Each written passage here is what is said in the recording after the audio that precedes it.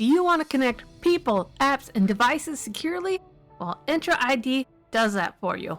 You might remember Azure Active Directory, also called Azure AD. Microsoft Entra is its new name. The name change reduces confusion between on-premises and the cloud. It also signifies multi-cloud and multi-platform capabilities. The name Entra links back to the Latin verb intra, which means to enter. This name change became official in July 2023. And Azure Active Directory's name change retires on July 1st, 2026. After that, everything moves to Microsoft Entra branding. So who uses Microsoft Entra ID? Let's start with the IT administrator. They use it to control app and resource access. It helps enforce business rules and security policies.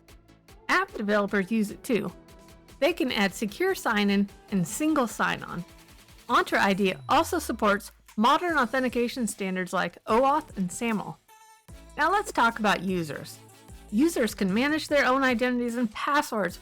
They can even reset passwords through their self-service options. Finally, online service subscribers use Entra every day.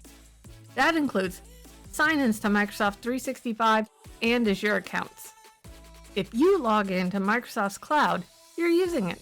Microsoft Entra ID is identity at the core. It keeps users connected and organizations secure. That's a high-level overview of Microsoft Entra ID. Comment below to support my channel, and I'd like to thank you for watching.